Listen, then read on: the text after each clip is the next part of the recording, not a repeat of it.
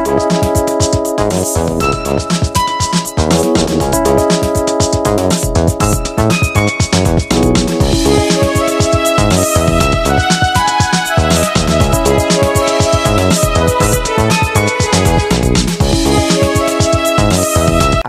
আলাইকুম রহমতুল্লাহ।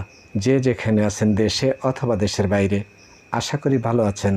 আমি মির্জা তারিকুল ইসলাম আছি আপনাদের সাথে আরেকটা নতুন নিউজে। ভিউয়ার্স, আপনি যদি এই চ্যানেলে নতুন হয়ে থাকেন, চ্যানেলটিকে সাবস্ক্রাইব করে বেল বাটনটি অন করে দিয়ে আমাদের সাথে থাকবেন।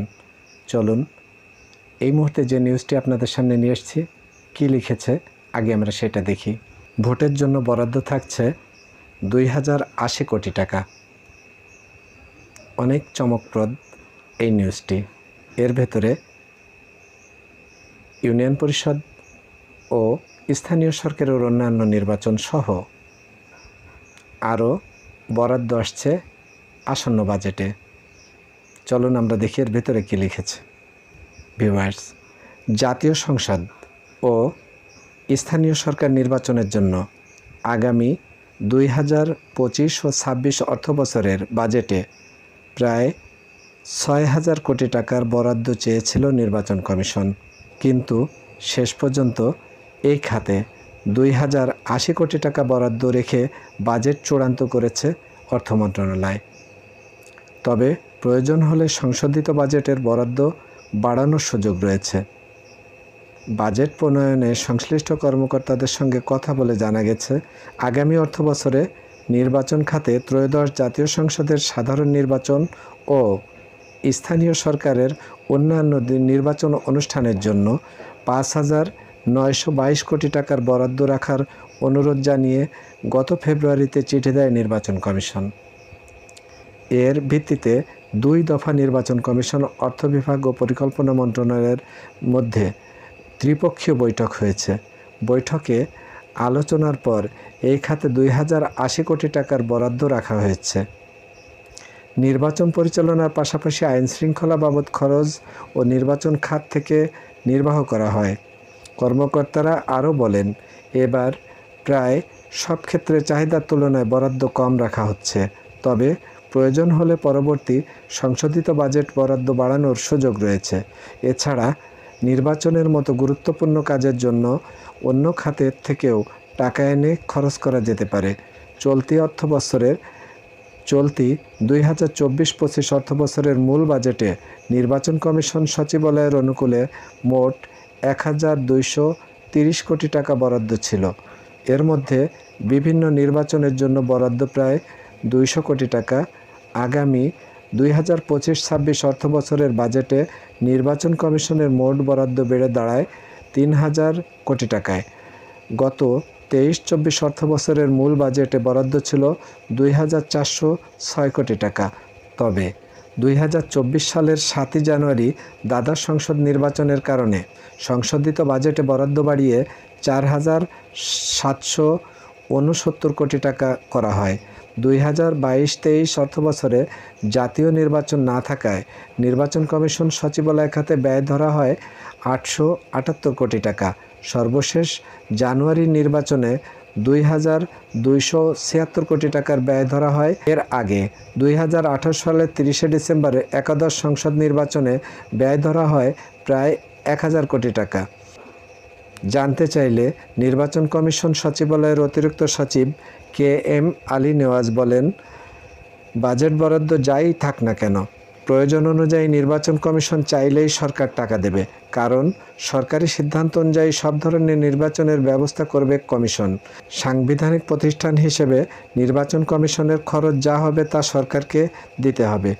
নির্বাচনী পরিকল্পনার বিষয়ে জানতে চাইলে তিনি বলেন, আমাদের ম্যান্ডেট হচ্ছে জাতীয় সংসদ নির্বাচন, আর স্থানীয় নির্বাচনের জন্য স্থানীয় সরকার মন্ত্রণালয়ের সরকারকে চাহিদা দেবে। সরকারই সে চাহিদার ভিত্তিতে নির্বাচনের ব্যবস্থা করবে। সুতরাং সরকারি চাহিদার উপর নির্ভরশীল হয় স্থানীয় নির্বাচন নিয়ে তার পক্ষে মতামত দেওয়া সম্ভব নয়। ছাত্র জনতার অভ্যুত্থানে গত 5ই আগস্ট আওয়ামী লীগ সরকারের পতনের পর অধ্যাপক মোহাম্মদ ইউনূসের নেতৃত্বে অন্তর্বর্তী সরকার গঠিত হয়। ডিসেম্বর থেকে জুনের মধ্যে ত্রয়োদশ জাতীয় সংসদ নির্বাচন অনুষ্ঠিত হবে। জুন মাসে আগামী অর্থবছর শেষ হবে। অর্থ মন্ত্রণালয় এবং নির্বাচন কমিশন সূত্রে জানা গেছে, আগামী অর্থবছরে নির্বাচন খাতে ত্রয়োদশ জাতীয় সংসদের সাধারণ নির্বাচন ও স্থানীয় সরকারের অন্যান্য নির্বাচন অনুষ্ঠানের জন্য ৫,৯২১ কোটি ৭২,৬০,০০০ টাকার চাহিদা দিয়েছিল নির্বাচন কমিশন। এর মধ্যে ত্রয়োদশ সংসদ নির্বাচন পরিচালনা ও আইন শৃঙ্খলা খাতে প্রায় ২,৮০০ কোটি টাকা দরকার বলা ছিল। স্থানীয় সরকার নির্বাচনের জন্য ২,৭৯৪ কোটি ৫৫ লাখ টাকা চাওয়া হয়। এছাড়া ভোটার তালিকা ও জাতীয় পরিচয়পত্র খাতে ৬৯ কোটি ২৫ লাখ টাকা চাহিদা ছিল।